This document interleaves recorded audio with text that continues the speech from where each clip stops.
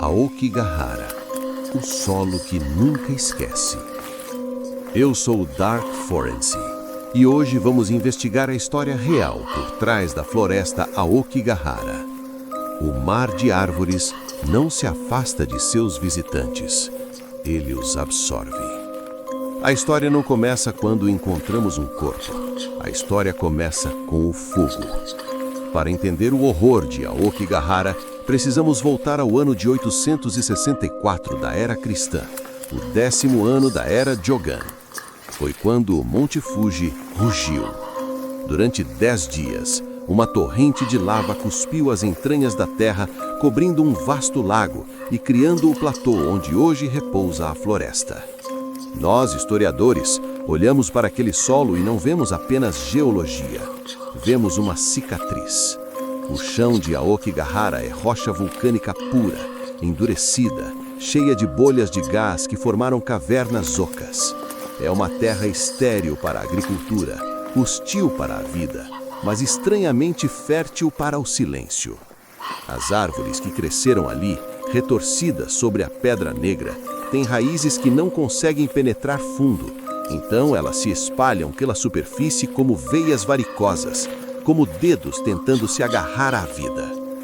Desde o século IX, monges e viajantes evitavam essa rota. Eles diziam que o ferro no subsolo confundia não apenas as bússolas, mas a própria alma humana. Eles chamavam aquele lugar de Jukai, o mar de árvores. Mas nos textos antigos, o nome não evocava beleza, evocava um labirinto sem saída. Muito antes de ser um destino moderno para o fim da vida, a floresta já conhecia a morte. E a morte naquela época não era uma escolha, era uma sentença. Durante as grandes fomes do período feudal e novamente nas épocas de miséria extrema, os registros orais falam da prática de ubasuti, o descarte de idosos. Imagine a cena repetida centenas de vezes ao longo dos séculos. Famílias camponesas, sem arroz suficiente para alimentar a todos, precisavam fazer uma escolha matemática e cruel. O membro mais velho, aquele que já tinha vivido o suficiente, era carregado nas costas de um filho até o coração da floresta. Eles eram deixados lá, sem comida, sem água, apenas com a roupa do corpo e o silêncio esmagador das árvores. A antropologia nos ensina que a morte por inanição é lenta. Ela traz delírios, e o último som que aqueles anciãos ouviam não era uma oração, mas o vento uivando nas cavernas de gelo. O folclore japonês é muito claro sobre isso. Uma morte cheia de rancor, isolamento e traição cria um yurei, um espírito vingativo. A floresta, portanto, não é assombrada por fantasmas genéricos. Ela é habitada pela raiva acumulada de séculos de abandono. Cada raiz daquela floresta foi regada com a agonia de alguém que foi deixado para trás. E aqui, a história colide com o presente de uma forma terrível. Hoje, quando vemos os carros abandonados nos arredores de Yamanashi, estamos vendo a repetição de um ciclo. Mas há uma diferença perversa. Os antigos eram levados à força. Os modernos vão por vontade própria. Existe um relato encontrado nos diários de um pesquisador de folclore da década de 70 que ilustra essa intersecção. Ele entrou na floresta para catalogar santuários improvisados. Ele descreveu encontrar, em uma área profunda onde a luz do sol é filtrada em um crepúsculo perpétuo, uma boneca pregada em uma árvore. Isso é parte de uma maldição chamada Ushi-no-koku Mairi, o ritual da hora do boi. Mas o que gelou o sangue do pesquisador não foi a boneca, foi o que ele ouviu. Ele relatou em suas notas que, ao se aproximar de uma caverna de vento, ouviu uma conversa. Parecia um grupo de idosos sussurrando. Ele pensou serem outros viajantes. Ao se aproximar, o som mudou.